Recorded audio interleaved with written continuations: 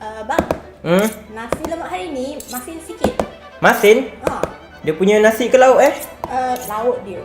Lauk? Tapi pagi ni tak ada orang komplain lah Masin. Ada masin. Masin, you first time di sini? Tak, selalu datang. Selalu datang Alamak, saya tak ada orang komplain di sini. Komplain apalah, tak apalah, sorry lah. You pergi tempat lain lah.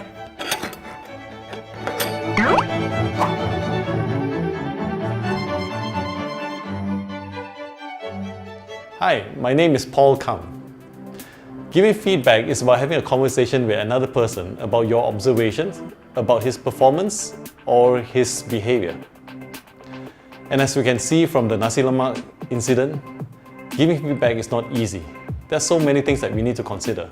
Most importantly, whether the party receiving the feedback is open to it. Feedback is generally not easily received. Most people don't like receiving feedback because it relates to something negative about themselves. And especially if you're dealing with somebody who's known to be a bit assertive or highly assertive, maybe to the point of being aggressive, it makes it even more difficult when they have done something wrong and you want to address it. But leaders cannot shirk from this responsibility. When a bad behavior happens, it is a job of a leader to actually bring it up and raise the point. The key factor is how do we actually bring up this feedback in a way that it is well received. Bang, nasi lemak hari ni masin tau. Hello? You cuba kejap. Masin. Tukar boleh tak? Hello? Hello? With the example of the nasi lemak seller and the customer, sometimes the environment where we give the feedback is also very important. If she had gone forward and she addressed the situation directly, that's a good thing. But maybe she should not have done it in front of other people. One thing for certain, in a corporate environment, one cannot avoid giving feedback. Whenever a bad performance or an individual or one of your staff has a bad behavior, for example, they keep turning up late for work. And some leaders avoid addressing that because they think that let's give them a break, let's give them a chance. The impact is much more than just that individual being given a chance. It affects the corporate culture, sometimes it affects the team morale. Because everyone wants to be on time. Everybody thinks that it's important to come together. But why do we allow this one individual to keep coming late?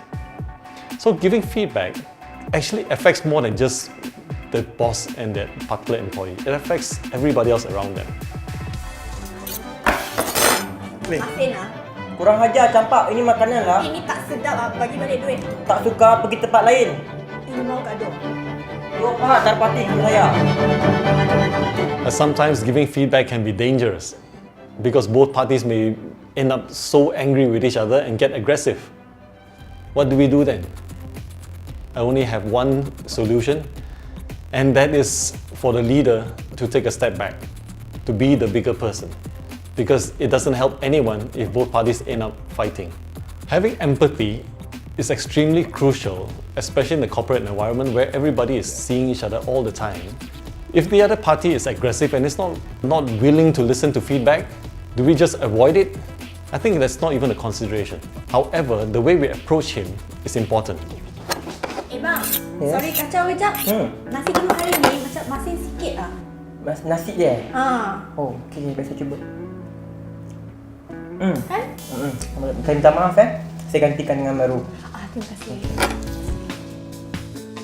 The culture in an organization should always encourage feedback, giving as well as receiving. And finally, don't forget to give good feedback as well. If your team member or your employee has done something over and above what they are expected to do, be sure to praise them.